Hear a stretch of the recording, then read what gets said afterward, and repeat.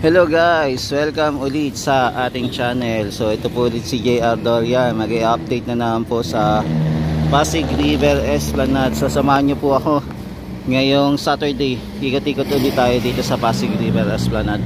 Alamin lang natin kung ano yung latest update dito sa area bago tayo pumunta po sa Loton, and then sa Arroceros Park, and then sa Quezon Bridge. So samahan nyo po muna ako ulit. So dito muna ako magsisimula sa Manila Central Post Office. Nandito po tayo sa MacArthur Bridge, nag-iikot mga tropa kids. So ito po yung MacArthur Bridge. So tara guys, simulan na natin mag-update dito sa Pasig River Esplanade. Samahan nyo po muli ako ngayong hapong ito. So tara, simulan na natin.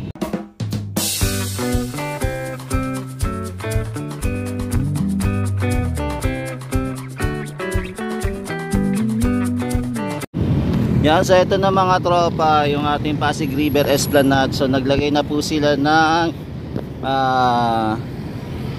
base plate, ayan, o steel plate, ayan, kung ano man tawag dito, basta naglagay na po sila ng ipapatong po dito sa ating steel beam na ginawa. Tapos ito mukhang wala pa po dito sa gitna, hindi pa po sila nakakalagay para po magkaroon po yung katulad dito sa kabila. Yan, so continuous pa rin naman yung pag-welding nila. So naglalagay din po pala sila sa pinaka-center na maliit na bakal. Ayan, di ko alam kung anong tawag dyan. Basta nakakapaglagay sila. Tapos dito, ayan, meron na din pong supporter itong ating steel beam sa ilalim. Ayan, so ang kalaban na lang dito po dahil sa sobrang baba, then bakal din po yung inalagay. Pwede din po itong ayan, mabasa lang nga po ng tubig pag nag-high tide.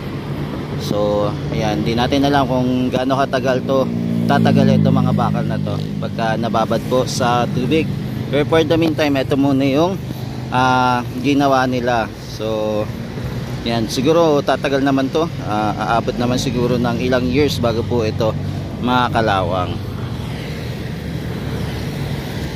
Yan, so buti na lang guys, maganda yung panahon ngayon. So may mapapansin pa rin po tayo mga nakataob na lamppost. Ayan, kung makikita natin.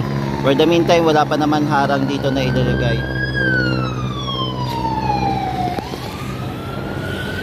Ayan, maganda po yung panahon. May napapansin pa tayong sikat ng araw, kaya lang pababa na rin po. Ayan, so ito po yung itsura ng ating Binondo. Ayan, Binondo area, mga nagtataas ang building po. Yan, dahil po Sabado, pahinga po muna ng ating mga trabahador. Kaya balik tayo sa Lunes mga tropa hits. O kaya bukas pagka medyo maluwag-luwag tayo at hindi umulan, balikan natin na itong area na to. Yan, punta naman po tayo sa kabilang side naman po ng Pasig River Esplanade. Dito naman po tayo silip. Yan, so dito naman tayo sa kabilang side naman mga tropa, sisilip. So eto, ongoing pa rin yung project dito sa pagde-develop po ng yung concrete. Ayan, yung concrete beam o kung ano man tawag dyan. Basta parang katulad po doon sa steel beam na ginagawa. So dito naman po, concrete po yung gagawin nila.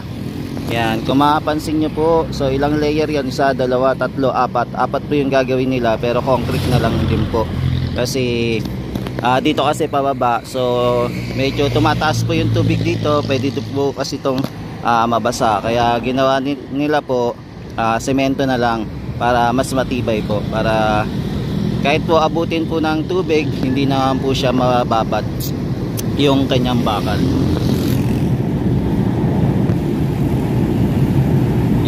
So ito yung yung ating tulay sa ilalim ng tulay din. Ayan, dalawang tulay. Ayan, so ito yung tsura po ng ating Pasig River Esplanade dito sa area.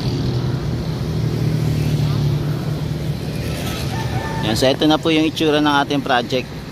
Grabe, malapit na matapos po, konti na lang at matatapos na.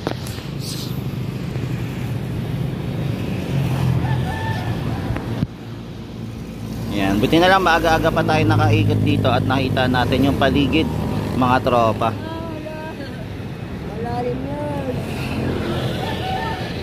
So ito po yung itsura nya pagka nandito pa tayo sa taas ng MacArthur Bridge. Yan, so ito po yung itsura. Tapos dito naman po halos kompleto na din po yung ano nila, no, yung napinturahan. Yan, halos kompleto na din. Napinturahan na din itong ating tulay. Puro maroon po yung pintura niya.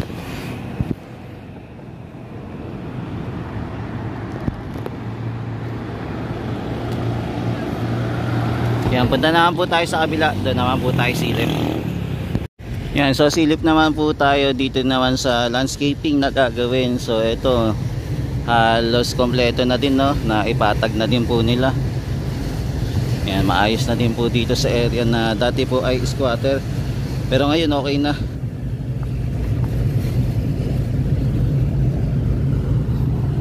Yan, malaki na po yung pagbabago dito sa area simula ng araw-araw tayo nag-vlog dito.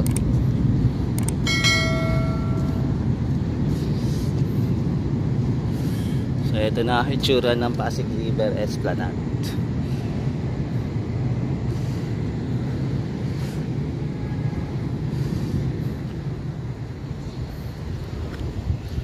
Yan, sa lakad-lakad tayo mga tropa kids. So silip po muna ulit tayo ngayong araw ng Saturday. Yan, ikot-ikot tayo. So ito na po yung itsura, napatag na po. So abangan na lang natin kung ano po yung gagawin dito, kung ano po yung magiging itsura na ito pagka maglalagay na sila, kung ano ilalagay nila. For the meantime, ito natambakan na po ng mga lupa. Ayan, yung panambak. Sana dagdagan din po ng mga ano dito, no, maglagay-lagay ng mga halaman, flowers o anything na pwedeng ilagay dito sa area. Yan, so walk tour po muna tayo mga tropa kids para makita nyo lang po kung ano yung pagbabago dito sa area. Sa ngayon po, hindi ko lang alam po kung magkakaroon po ng trabaho ngayon kasi Sabado po. Kasi madalas po pag Sabado, hindi po sila nagtatrabaho. Yan, parang pahinga po sila, tapos sa Linggo po, babalik nyo naman po para magtrabaho po ulit. Yan. Tapos ito pala, nagkaroon na din pala ng dugtong dito. May naikabit na din pala sila. So, kinonect na nila dito sa Esplanade na ginawa. So ito yung tulay, connected na dito sa Esplanade. Ayan. So ito na po yung itsura. Ayan, nakagawa na sila. Ito. Ayan, naipatong na nila. So ito na po yung itsura nila. Ayan, ang bilis. Pero ayan, baka siguro iaangat pa naman to. Medyo tabingi eh. Ayan, baka iaangat pa naman yan. Pero abangan natin kung ano pa yung mga gagawin nila dito. Pero eto na yung itsura ng ating Esplanade na kanilang itsura po ng tulay na kanilang ginagawa. Tapos doon naman po panibago na naman po yung ginagawa nila. Yan, so ito po yung itsura mga tropa kids.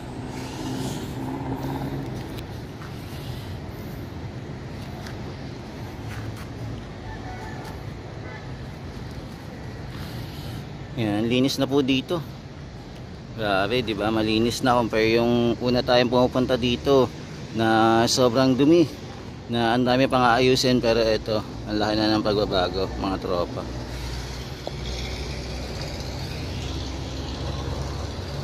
Yan, so ito po yung view pagka medyo maaga-aga pa po. Yan, so afternoon update po muna tayo bago tayo umuwi. Yan, silip naman po tayo dito sa ilalim ng tulay naman po tayo silip. Silipin na naman natin kung ano na itsura dito, kung ano na natapos. Yan, lahat-lahat po muna tayo guys. I-walk tour ko kayo ulit kung ano na yung mga nagawa dito. Tapos ito, napinturahan na din po yung ating Lawton Ferry Station. Yan, so napinturahan na siya, so hindi po muna magagamit yan. So abangan natin kung kailan po yan gagamitin.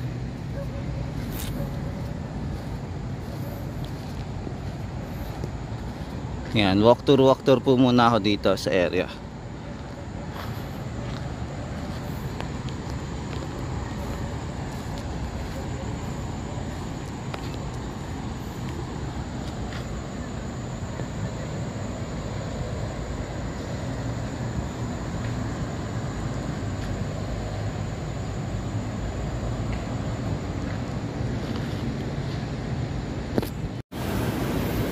Yan, so guys, dito kompleto na po yung ating baluster at saka railing. So okay na din po. So finishing na lang po yung gagawin nila. Maging dito din po, finishing na lang yung gagawin. Tapos ayan, may mapansin din po kayo mga wirings meron na.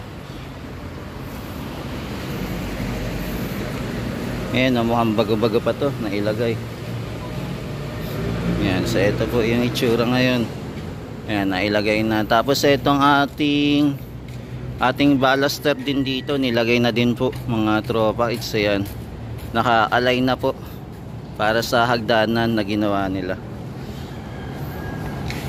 So ito po yung ilalim ng tulay po na nagdugtong na po yung Pasig River Esplanade. Yan, so po ano pa, lalagyan pa po ng waterproofing, so hindi pa nalagyan. So finishing lang po itong ginawa pa nila.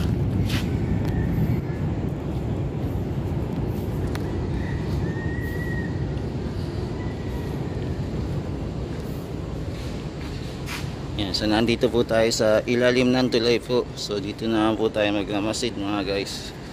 Yan, bago po maggabi, nag-iikot-ikot po muna tayo dito sa area.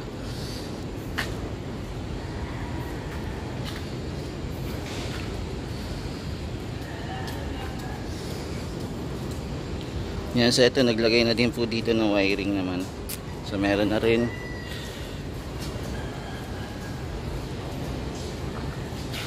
Diba? Halos pa kompleto na mga tropa dito, no? Yan, ganda na ng Pasig River Esplanade. Sa maluwag-luwag po yung Pasig River Esplanade dito. Kaya mag-i-enjoy po tayo dito pagka na-open na po. Yan, silip din tayo dito. Tingnan natin kung ano na itsura ng pagpapolish nila. Yan, nagpolish kasi sila dito. So silipin din natin. Yan, tour ko na rin kayo. Yan, tapos may nilalagay na din silang guhit-guhit na. Yan, ginuhitan nila eh. Ito din, ginuhitan na nga. Ayan, diba? Ginagyanan nila ng guhit. Yan, meron lang mga ano dito. Dahil po sa mga puno-puno, kaya kailangan po may maglilinis dito sa area. Pag wala po maglilinis, wala ang pangit dito. Diba? So, kailangan may maglinis. Lalo na mapuno dito. Sana may mag-alaga po.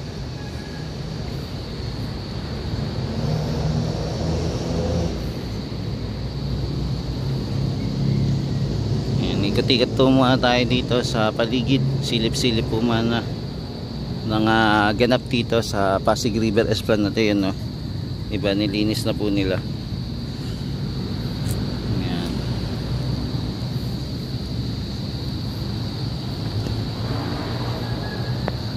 Yan, so i-walk tour ko muna kayo bago ito mag-open. At least alam nyo na kung ano yung magiging itsura ng Pasig River Esplanade pagka na-open na po ito sa public.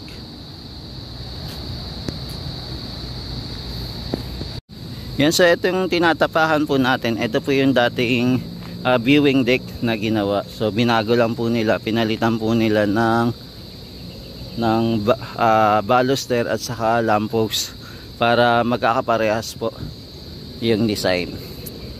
Yan, tapos inayos na din pala dito sa pinakadulo kasi nabiyak to, so binago nila. Ayan, inayos na.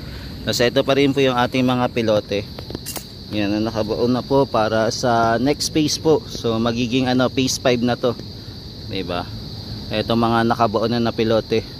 Kala ko nga hanggang pinakadulo talaga yung ano, no, finishing, pero hanggang dito lang pala. Yan, so naubusan na po ng budget. So wait tayo ulit sa panibagong budget na aabot po hanggang Ayala Bridge itong ano, Esplanade. Kasi yun po yung pinakadulo eh.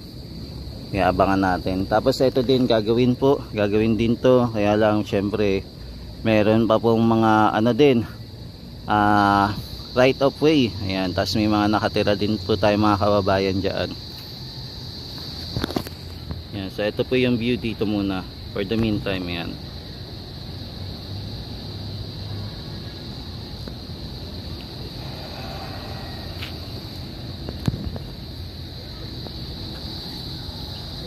Yan, so nandito na tayo sa pinakadulo po ng Pasig River Esplanade for the meantime, dito po sa Arroceros Park. So dito muna tayo nag-ikot-ikot. Yan, at sumilip-silip mga tropa kits. Yan, medyo padilim na rin po dito sa area ng Maynila.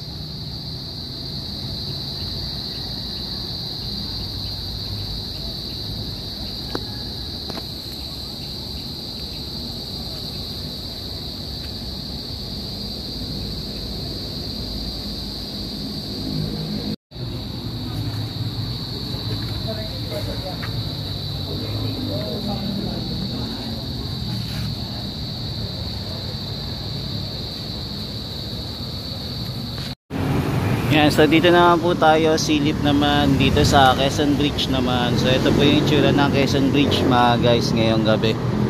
Maliwanag po dito sa area. So yung ilaw dito halos kompleto po. Yan, tapos dahil po Sabado, konti lang po ngayon yung mga dumataan dahil wala pong pasok. Yan, hindi rin naman po traffic ngayon, okay naman po yung daloy ng traffic ngayon. Tuloy-tuloy naman po sila. Yan, so silipin din naman natin sa taas itong Pasig River Esplanade para makita lang din natin po yung top view naman dito sa taas po ng Quezon Bridge. Yan, so ito yung guard tower naman po.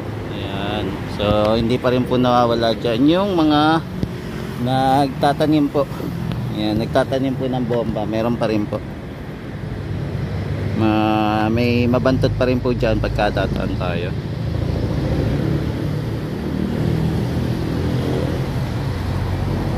Yan, so nandito po tayo sa taas po muna ng Quezon Bridge. Nagsisilip-silip. Tapos ito po yung kapaligiran pagkagabi na po. So ito po itsura. Yan, for the meantime wala po munang workers ngayon, wala po nag-overtime ngayong ano na to, gabing ito dito sa Pasig River Esplanade kasi ano po muna nila, day off pagka Sabado. Then Sunday po babalik po ulit sila ulit para magtrabaho po muli dito sa area. Yan, punta naman po tayo sa kabila, doon naman po tayo silip.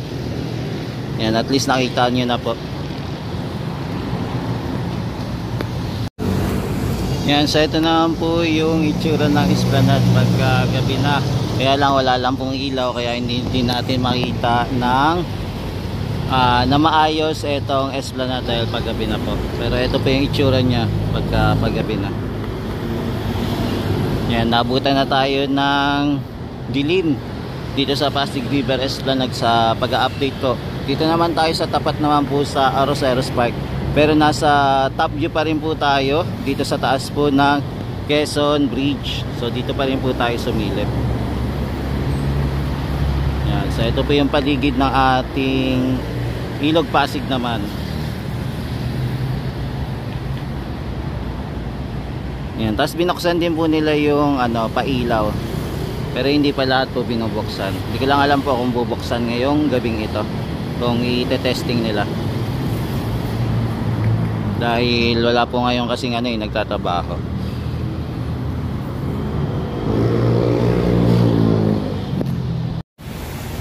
Yan, so dito na po tayo sa area na po ng Arroceros Forest Park po naman. So silip po muna tayo dito bago tayo magtapos ng ating pag-vlog. Pag-iikot-ikot dito sa area po ng Arroceros Park.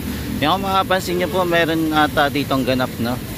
Yan, may mga pumipila sila, mga may panonoorin po sila na movie dito sa Metropolitan Theater.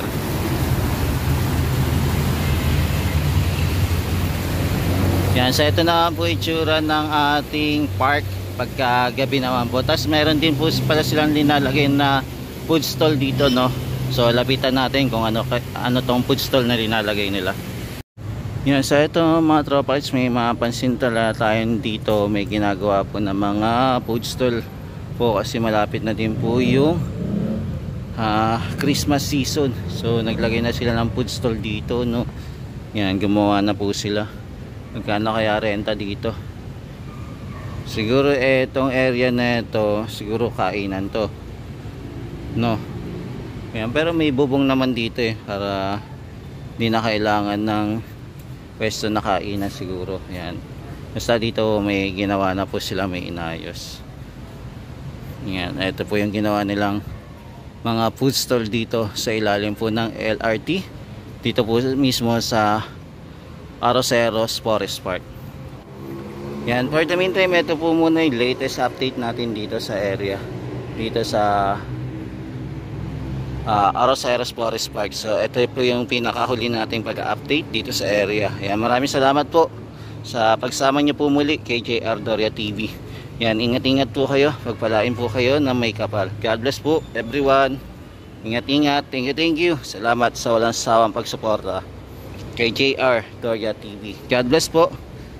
Yan, pagpalain po kayo na may kapal always.